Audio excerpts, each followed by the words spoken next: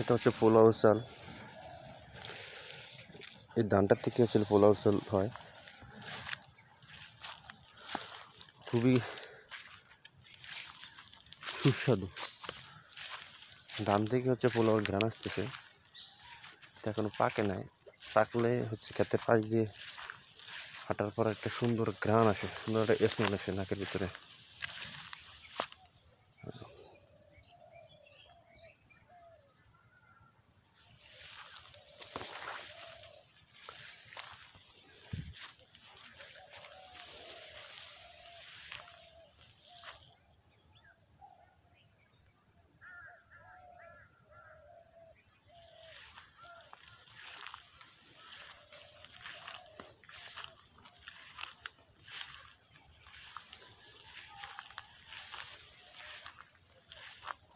এই ধানের ভিতরে আরেকটা জাত আছে, সেটা হচ্ছে কালো।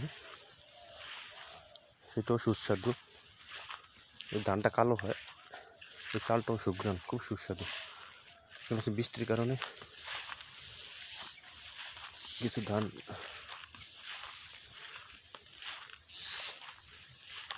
জমির সাথে শুয়ে পড়ছে। এখন সমস্যা নেই, যেহেতু খেতে পানি নেই। পাশে একটা ক্ষেত আছে, এটাও গুঁড়া ধান, পোলাওর চাল।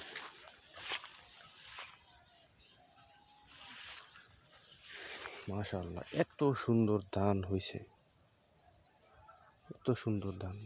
ধানের জন্য কিছু দেখা যায় না।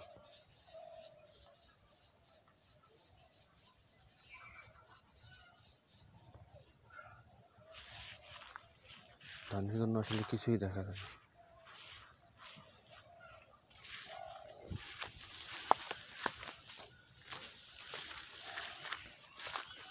এখন ধান কাটার মৌসুমে আমরা যে বিভিন্ন পেপার পত্রিকায় খবরে দেখি যে অনেক অঞ্চলে সাপের উপদ্রব, কৃষক ধান কাটতে চায় না। এক এক সময় এক একটা বিষাক্ত সাপ। কিন্তু আমাদের এখানে এই জিনিসটা নাই, ইনশাল্লাহ। এখানে আসলে কোনো প্রতিবন্ধকতাই নাই। বিষাক্ত সাপ আমরা দেখি না আজ পর্যন্ত। আমাদের জমিতে ফসল কাটতে গিয়ে কেউ দুর্ঘটনার শিকার হয়েছে এরকম এখন পর্যন্ত শুনি না। সেই দিক দিয়ে আসলে এখানে নিরাপদ। ভোলার চরপেশন, যদিও এটা নদীমাতৃক অঞ্চল, তারপরেও আমাদের এখানে আসলে এই ধরনের কোনো সমস্যা নাই।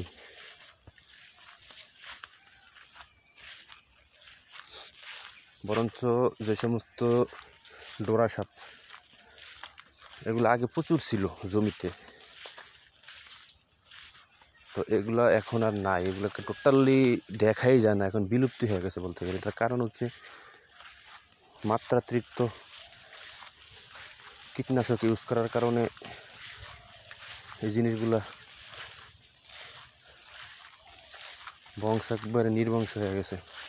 ডোরা সাপ উপকার ছাড়া কোনো ক্ষতি করে না। এটা সম্পূর্ণই উপকারী বন্ধু, কৃষকের বন্ধু।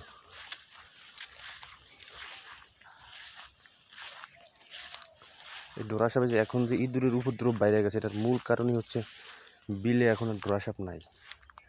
ডোরা সাপ থাকলে ইঁদুররা ভয় পায়। ইঁদুর তো ডোরা সাপের প্রিয় খাবার, বা সাপের প্রিয় খাবার।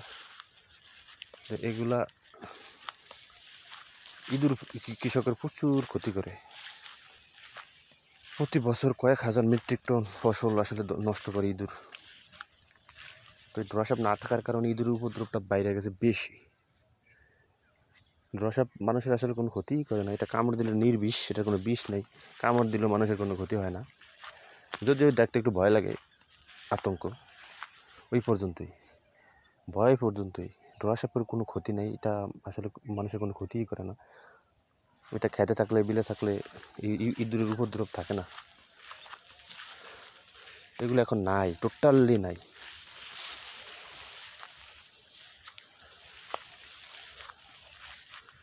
আগে আমরা প্রায় সময় দেখতাম যে বর্ষাকালে যখন নদী, খালে, বিলে মাছ ধরার জন্য যে কারেন্ট জাল ব্যবহার করে, নিষিদ্ধ কারেন্ট জাল, ওইসব জালে হচ্ছে মাছের থেকে বেশি সাপ বাঁচত। এটাও একটা কারণ সাপ মানে নিধনের। তো ওই সাপগুলো তো হচ্ছে গিয়ে সবাই মেরে ফেলতো, এটা আতঙ্ক সাপ। তো এখন এই ধরনের জাল খালি বিলে পাতলে আসলে দেখি যে সাপও নাই, মাছও নেই, মাছও কমে গেছে। বর্ষাকালে যখন এই যে নদী নালা খাল বিলে পানি ওঠে, এরপর যখন পানিগুলো নাইমা যায়, শুকিয়ে যায় খাল বিল, তখন যেসব জায়গায় ঢালু, মাছ আশ্রয় নেওয়ার মতন জায়গা আছে, ওসব জায়গায় মাছ আশ্রয় নেয়। বিভিন্ন ধরনের জিওল মাছ, টাকি মাছ, শোল মাছ, কই মাছ, বোয়াল মাছ। তো এখন এগুলো আসলে নাই, উপকারী কোনো জিনিসই নাই, আস্তে আস্তে আস্তে ধ্বংস হয়ে গেছে। এটা মূল কারণ হলো মাত্রাতিরিক্ত কীটনাশক আমরা এখন ইউজ করি। এখন যে ধরনের বীজ আমরা আসলে পাই, আমাদের অরিজিনাল বীজগুলো তো নাই। যে সমস্ত বীজ আমরা বাজার থেকে কিনে আনি, এই বীজ ফলন একটু বেশি হয়, বাট এগুলোর পিছনে প্রচুর খরচ। কীটনাশক না দেওয়া পর্যন্ত ফসল ঘরে তোলা সম্ভব না, কীটনাশক না দিলে ফসলই ঘরে তোলা সম্ভব না। এই ধান এই অবস্থায় কখনোই থাকতো না যদি কীটনাশক ইউজ না করা হতো। ওই জমিন লাগানোর পরেই হচ্ছে নষ্ট হয়ে যেত, বিভিন্ন পোকা আক্রমণ করে একেবারে শেষ করতো।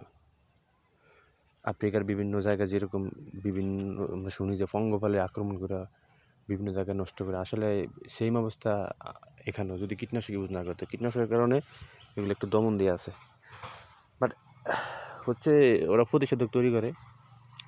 এই বছর যে কীটনাশকটা কাজ করে, পরবর্তী বছর ওই কীটনাশকটা আসলে খুব একটা কাজ করতে চায় না, তারপরের বছর পুরো এটা ইউজলেস হয়ে যায়।